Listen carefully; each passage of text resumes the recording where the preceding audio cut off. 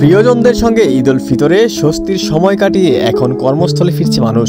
রাজধানী ঢাকা সহ দেশের সব শহরে কর্মব্যস্ত মানুষ ফিরতে শুরু করেছেন।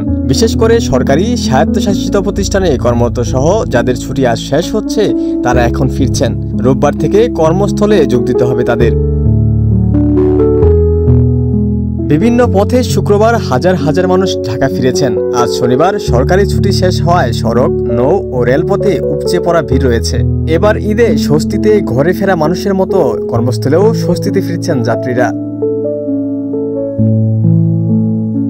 সরেজমিনে শুক্রবার সড়ক, নৌ ও রেলপথে হাজার হাজার মানুষকে দেশের বিভিন্ন স্থান থেকে নিজ নিজ কর্মস্থলে ফিরতে দেখা গেছে।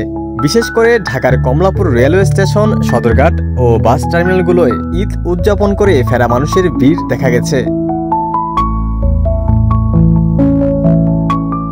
দুর্ভোগহীন অন্যরকম এক ঈদ যাত্রায় স্বস্তিতে বাড়ি ফিরেছিল মানুষ। একইভাবে স্বস্তিতে ঢাকায় ফিরছেন তারা। দীর্ঘ ছুটি থাকায় শুক্রবারও স্বস্তিদায়ক ছিল ফেরার যাত্রা। তবে রাজধানীর প্রবেশ পথগুলোই নেই যাত্রীদের চিরচেনা উপচে পড়া ভিড়, বরং এখনও অনেকে ঢাকা ছাড়ছেন। গাবতলী বাস টার্মিনাল ও এর আশেপাশে এলাকায় দেখা যায় ঢাকায় ফিরছেন অনেক কর্মজীবী মানুষ। গ্রাম থেকে ঢাকায় প্রবেশ করা গাড়িগুলো থেকে বেশ ভালোই যাত্রী নামতে দেখা গেছে। একইভাবে ঢাকা ছেড়ে যাওয়া গাড়িগুলোয় আসনও তেমন ফাঁকা থাকছে না।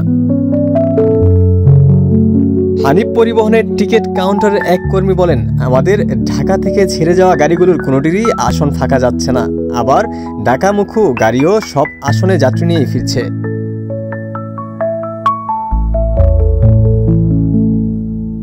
রাজাপুর ট্রাভেলসের টিকিট বিক্রেতা কামাল হোসেন বলেন, কাঙ্ক্ষিত যাত্রী আছে, তবে ঈদের আগের দিনের মতো উপচে পড়া ভিড় নেই।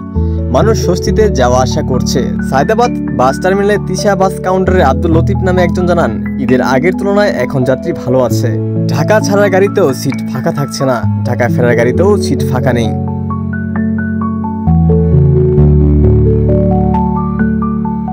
ঢাকা সড়ক পরিবহন মালিক সমিতির দপ্তর সম্পাদক কাজী মোহাম্মদ জুবায়ের মাসুদ সাংবাদিকদের বলেন, এবারের ঈদ যাত্রায় বাস মালিক সমিতির অবস্থা তেমন ভালো না। ঈদ যাত্রায় যাত্রী নামিয়ে ফিরতি যাত্রায় বাস খালি আসায় অনেক লস গুনতে হয়েছে মালিকদের। এরপরও যাত্রীদের স্বস্তির যাত্রা উপহার দিতে পেরে তারা সন্তুষ্ট। ওমর ফারুক, ঢাকা প্রকাশ।